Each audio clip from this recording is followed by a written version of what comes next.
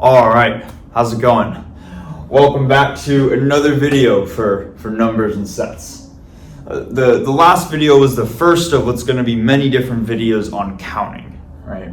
And we really introduced two main tools or two main concepts in the last video. The first was indicator functions, and the second was this principle called the inclusion-exclusion principle. And as you can tell, I have written them out here just as a reminder of what they are. And I want to just quickly go over these two ideas again, because I feel like in the last video we did a pretty good job of covering all the kind of specific details of these two concepts. But I want to also just make sure that we have a good understanding of how these two concepts can be used as tools that tie into the overall theme of counting. How can we use these to count a number of some sort of number, right? So because again, that's really the overall theme of this section. So let's quickly do that. The first is looking at indicator functions, and just as a reminder, if we have some set X and a corresponding subset A, then the indicator function belonging to the subset A is defined like this, where we have I sub A of X is going to take in an element, little x, from the set big X. So it's going to take in an element from the set and either spit out a 0 or a 1, where it's going to spit out a 1 if X is in the subset and a 0 if X is not in the subset. Okay, so that's kind of how we defined it. But to see how this gets used as a tool for counting, that really gets sort of highlighted in this equation right here. And I think we mentioned this briefly towards the end of the video, but again, I want to make this explicit, is that indicator functions in terms of counting are useful because they can count the number of elements that a subset has. So this notation right here, the bars around A, is saying how many elements are in the subset A. And we can compute how many elements are in the subset A by summing over all of the elements in the set X and then applying the indicator function to each of those elements. So it's through this equation right here where we see that indicator functions are really a tool to count how many elements are in this subset. Okay, so hopefully that makes sense. So that was the first thing that we looked at. The second main concept that we were looking at was this inclusion-exclusion principle, right? And you can see there, I wrote out both variants, two different ways of stating the same thing. But to see how these equations fit into the context of counting, I want to just first show that notice that in both left-hand sides right here, we are taking the absolute magnitude, or in other words, the number of elements in either this set, or we're taking the number of elements in this set. So the inclusion-exclusion principle is inherently a way of counting the number of elements in either of these two sets. And the idea, the reason why we might want to use this principle is because, as you can see, these sets could potentially be very complicated, or they at least have the potential to be very complicated. And because of that, it might not be easy to just count up the number of elements in that subset. So a way around that is to take the number of elements in the subset and rewrite it in terms of a bunch of individual terms, where hopefully counting up these individual terms is easier than counting the number of elements in the subset just one by one. So by taking something that is complicated and breaking it up into simpler chunks as a method of counting, that is kind of the strategy behind why we would want to use the inclusion-exclusion principle. And I think we mentioned an example towards the end. We were talking about the numbers. I think it was less than or equal to 200 that are co-prime to 110, right? Kind of tying that back into some of the number theory stuff that we were looking at in the previous section. Okay, so I know that this is probably a review, but again, hopefully this makes sense. Now, how can we sort of jump from here on into the stuff for this video, kind of the new stuff, right? Well, notice that in both of these tools right here, they are inherently used for counting, at least, when we are interested in counting the number of elements in a set. And that is kind of the context that these would get used in. Now, what I want to do in this video is to look at counting still, or tools that are used for counting, but in a slightly different context, where we are going to be looking at tools that are used to count how many different possibilities there are for an event to occur. How many ways can an event sort of play out? Okay, so notice that is a slightly different question, or a slightly different problem than how many elements are in a set. Sometimes they can overlap, but sometimes they might be a little bit different. Okay, and the first sort of concept that we're going to introduce is a rather fundamental concept, and it is conveniently named the fundamental theorem of counting. And hopefully that makes sense, that one of the first things that we're going to be doing in a video on counting is the fundamental theorem of counting. Okay, so I'm going to erase this board right here. I'm going to write out the fundamental theorem of counting, and then we're going to go through what it means.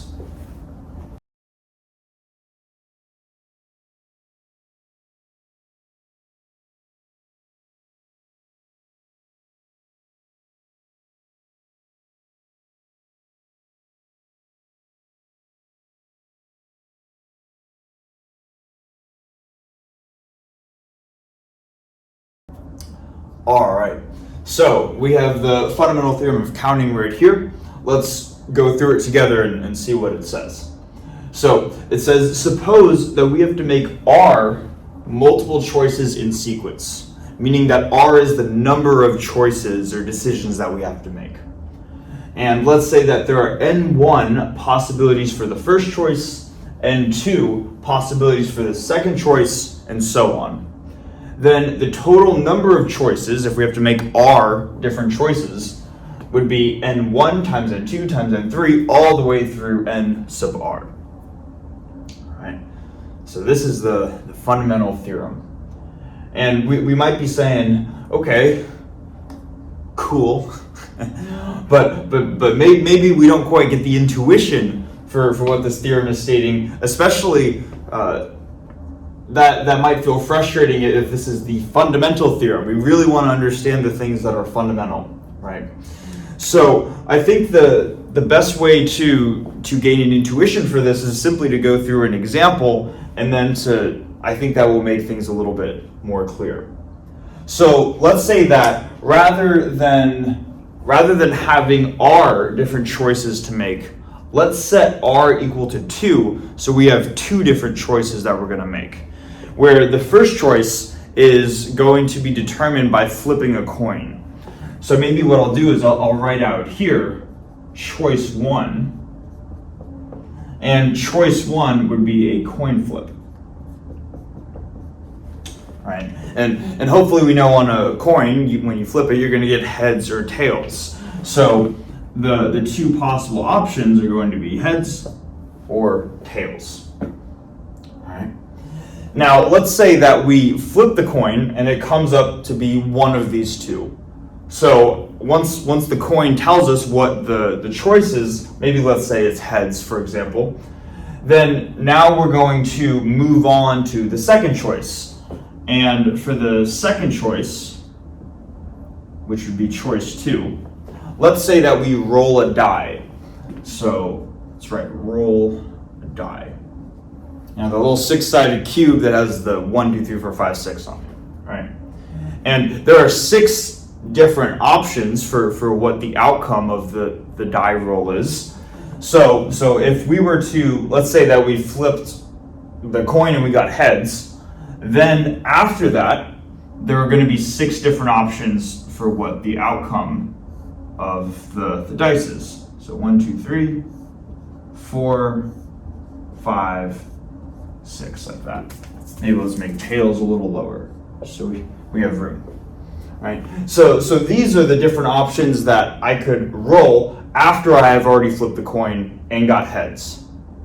Notice though that also I could have flipped the coin and got tails, and then once I rolled the die, I could have still got any of those 6 numbers if I chose, or if I got tails as my coin flip. So even after I selected tails, I could still get 1, 2, 3, 4, 5, 6, and hopefully we can see down there, right? So this branch right here is kind of like maybe this would be the first and this would be the second. And to see how this relates to this right here, if we want to find how many different outcomes are there if we first flip a coin and then roll a die, well, according to the fundamental theorem of counting, it's going to be how many number of choices are in the first choice. So in that case, how many choices are in the coin flip? That would be 2. So maybe let's write total number right here. Total number of choices is going to equal number of choices in the first flip, which is 2, times the number of choices in the second the second event, which is rolling a die. And there are going to be 6 different choices in the second one, so it would be 2 times 6, which would be 12. And hopefully we can see that there are going to be 12 different outcomes, or 12 different possibilities for an outcome. We get 6 different possible outcomes if we got heads, and we get 6 different possible outcomes if we get a tails. Okay, so by just taking the product of the number of possibilities for each individual choice, that will produce the total number of choices. Okay, so hopefully this makes sense, and this is a very common tool that gets used to count the number of possibilities that there are. All right. So with that being said, what I think I'm going to do now is I'm going to erase the board, and then we're going to go through another example that maybe that will lead into the next set of concepts. I'll say it's going to act kind of like a bridge between this fundamental theorem and what we're going to talk about next.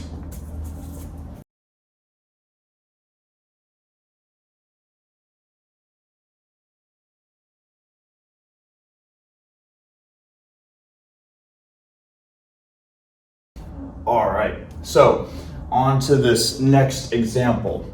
Let's read it together. So it says, suppose that there are 7 contestants in a competition. How many possible outcomes are there for first, second, and third place? All right, so this is very much a counting type problem, right? And I think this is really going to highlight why it can be useful to use the fundamental theorem of counting. So if we want to find the number of possible outcomes for first, second, and third place, we can say that choosing who is first place, choosing who is second, and choosing who is third are 3 different choices. Okay, so that's how we can kind of think of these 3 different options right here.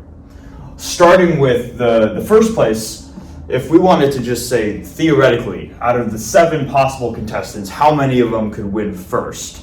Well, the answer is, well, anybody in theory could win first, right? I mean, some people might be better at the competition than others, but it's possible that any of the 7 can win.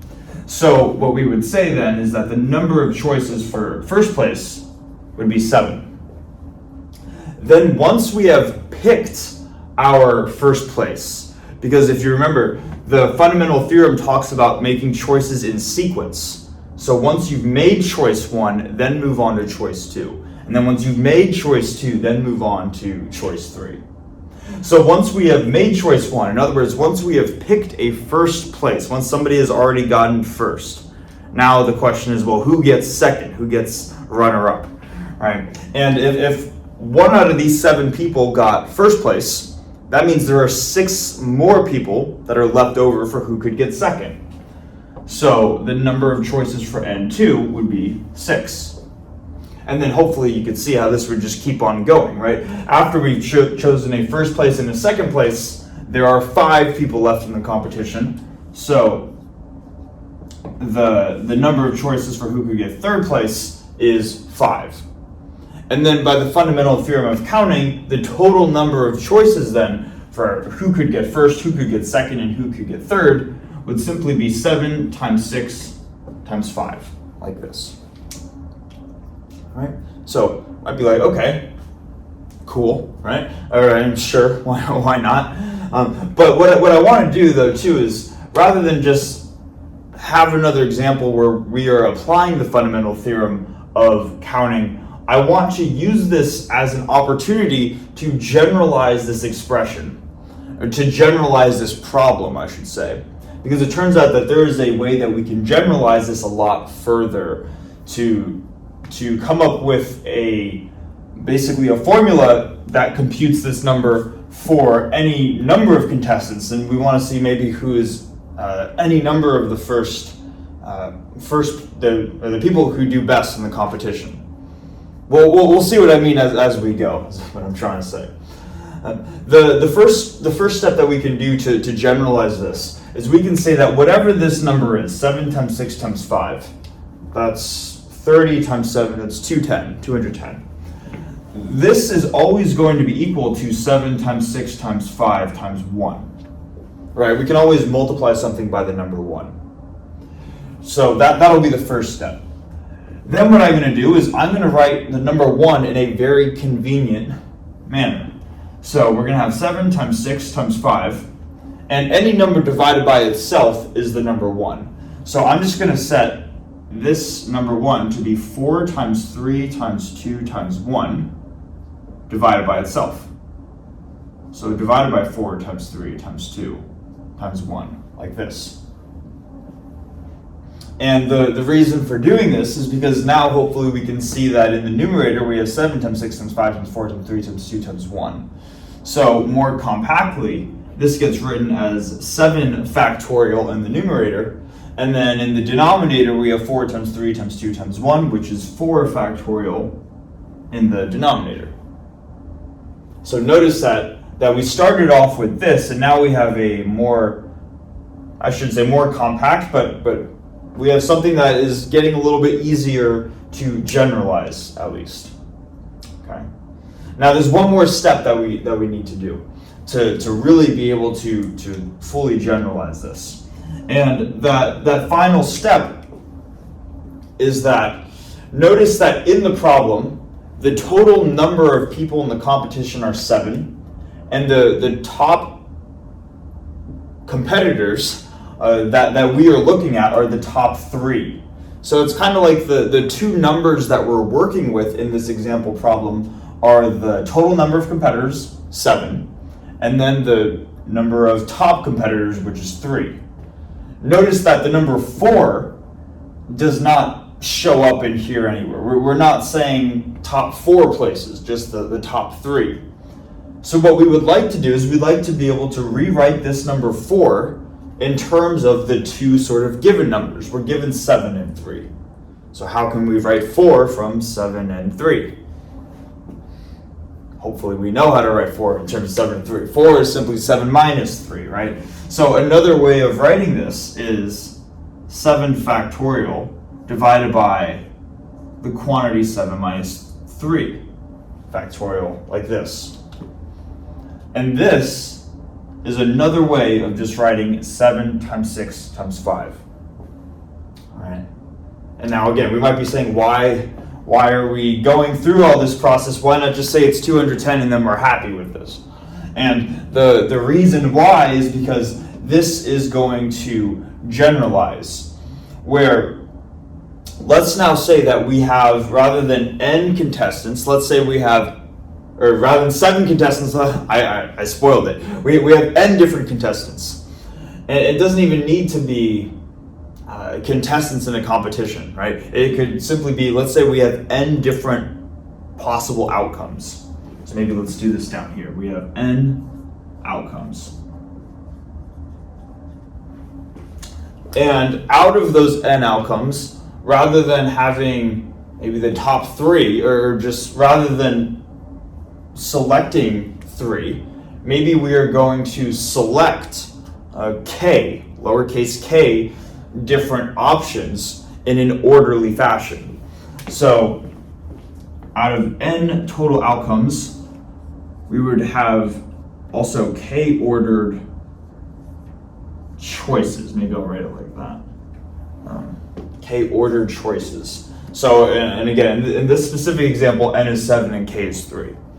But if we wanted to find how many different ways could we arrange k different choices in an orderly fashion out of n, that total number of choices would simply be n factorial divided by the quantity n minus k factorial, which is just basically taking this and applying the same structure down here.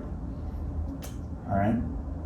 So this expression is a way that we can calculate this total number of ordered choices. Now, notice too that I'm saying ordered, and I am consistently saying ordered in the choices. That is because whether something is ordered or not really has a significant impact on the total number that we are counting. And it's so significant that there is even a specific term for what we are calculating right here, and that is called a permutation. So when we are counting the total number of ways that something can be ordered, another way of saying that is we are counting the total number of permutations for k different choices out of n outcomes. What I'm going to do now is I'm going to write out the definition of this thing called permutations down below, and then we'll quickly go through that.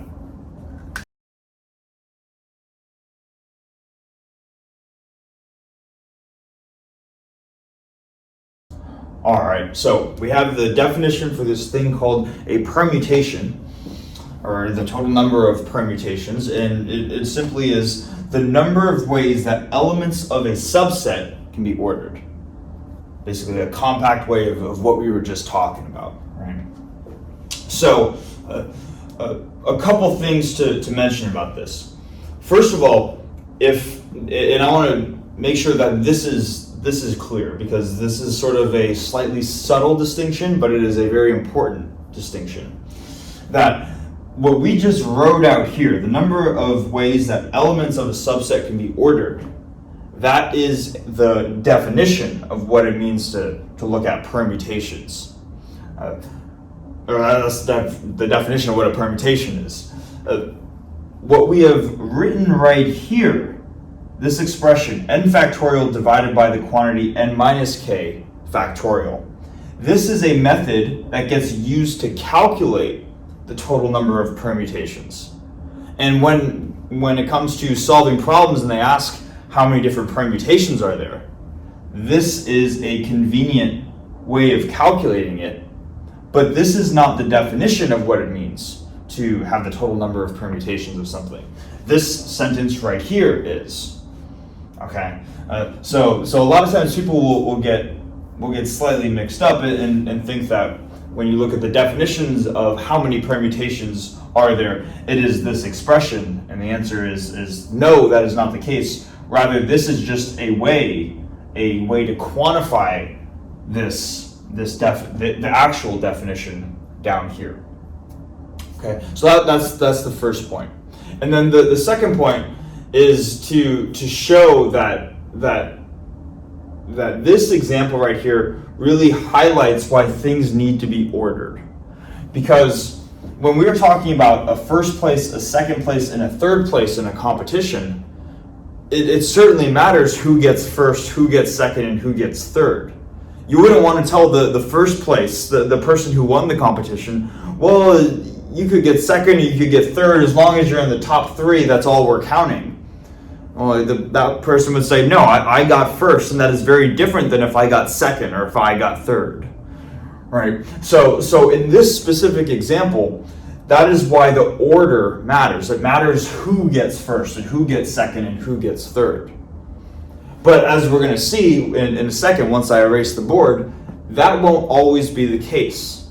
Depending on what type of questions we're asking, there might be some questions that it really doesn't matter what order we look at. As long as we pick a certain number, k, out of an n total, that's really all that matters for some cases. But for permutations care a lot about order, and it's a number of ways that elements of a subset can be ordered. Hopefully that makes sense, right? So what I'm going to do now, I'm going to erase the board, rewrite a little bit of the example so that the question gets modified just slightly, and that's going to lead us into sort of the last concept that we're going to talk about in the video.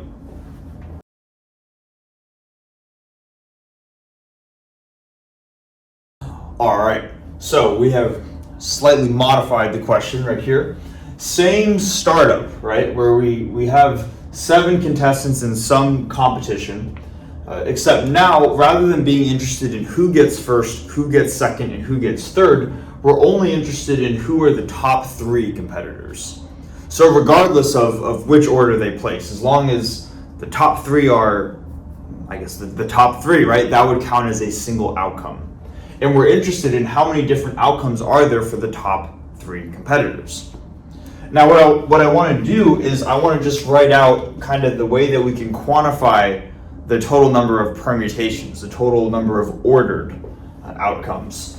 And that's what we just had on the previous board, right? Where the total number of permutations could be calculated by n factorial over the quantity n minus k factorial. Where again, n is the total number of, in this case, contestants, and k is the top selected number that we're interested in. So I want to just have this on the board right here, and the reason for that is because even though permutations cares about the order, so it cares about who would get first, who would get second, and who would get third, we could still use, or it seems like at least we should still be able to use this to some extent to answer this modified question. Because this new question is very similar to the previous question we just had. So it seems like whatever the answer is for how many possible outcomes are there for the top 3 competitors, whatever that answer is, it's probably got to be similar to this in some way, shape, or form. So now the question just is, okay, well, how does this question, or how does the answer to this question relate to this expression that we have right here?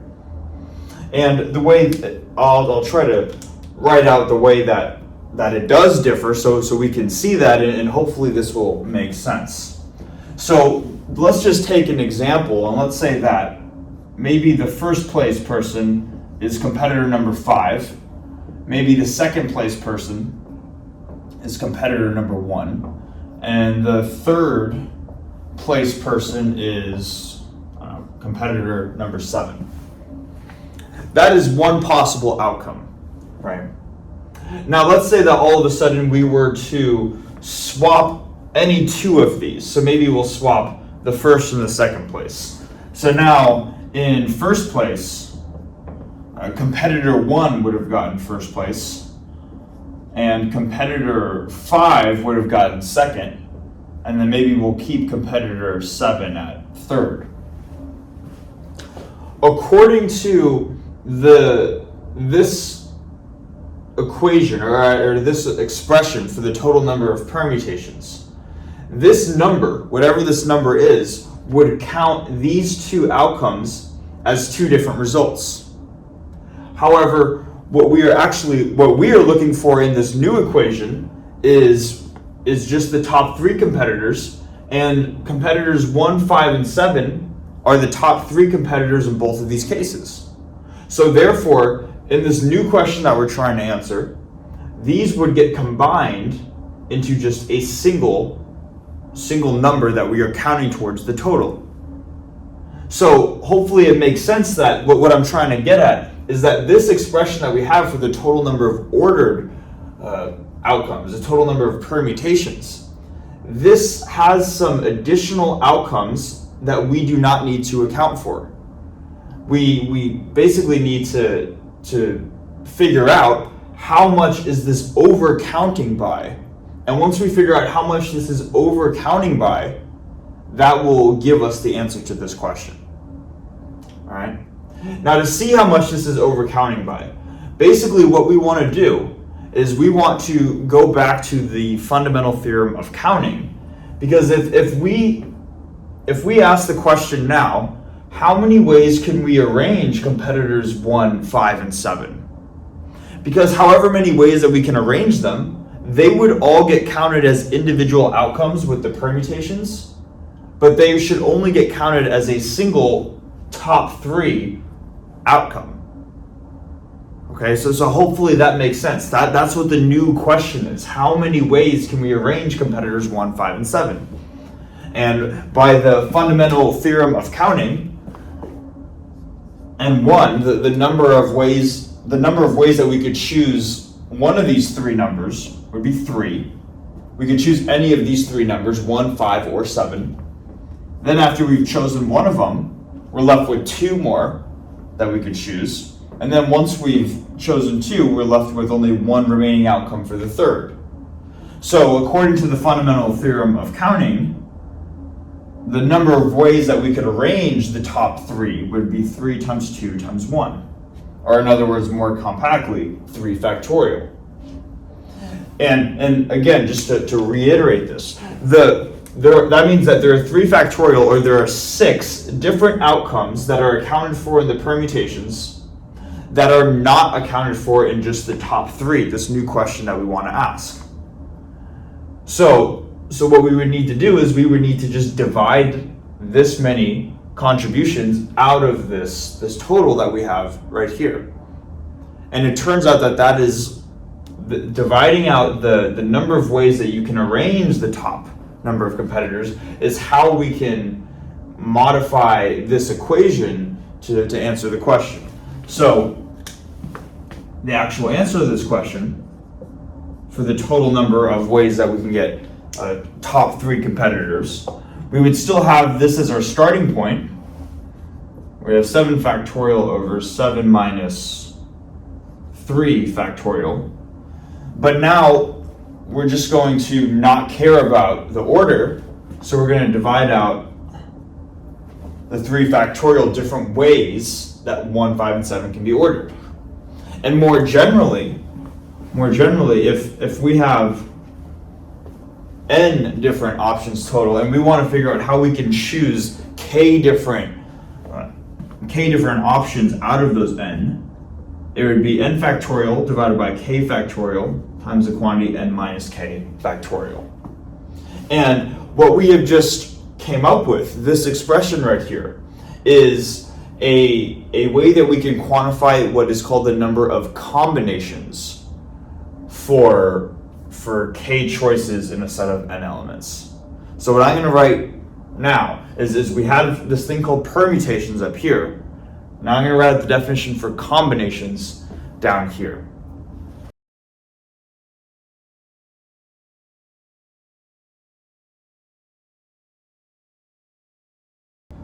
All right, so we have the definition of combinations right here, and the definition of how many combinations are possible is simply the number of subsets of the set of natural numbers from 1 through n of size k.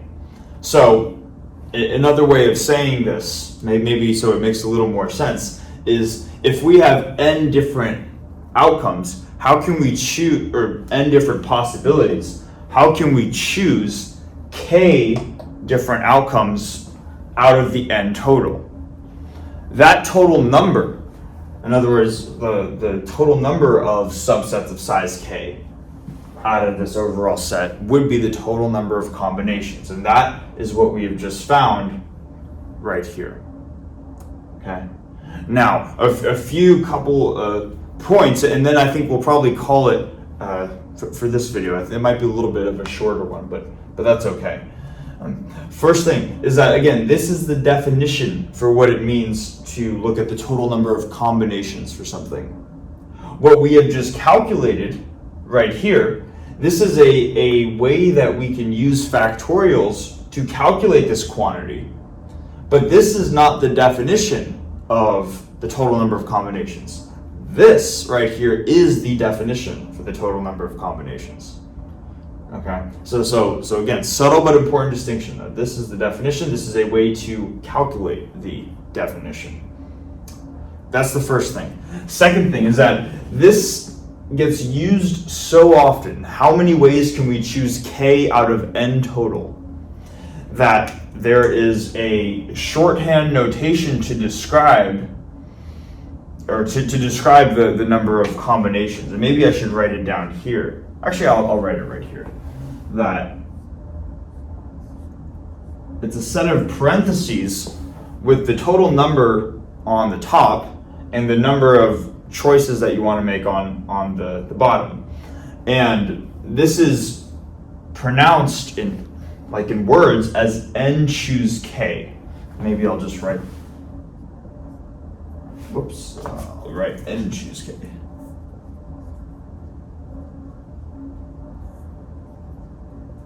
N choose k. So it'll have this syntax right here. So kind of a different looking syntax, but this is essentially what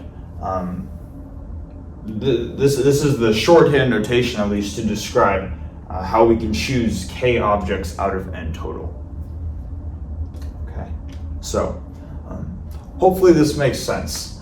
And this we might have seen this before at some point. I know that I got introduced to this stuff in high school, I believe, but everybody learns these at different points. But yeah, hopefully this stuff makes sense.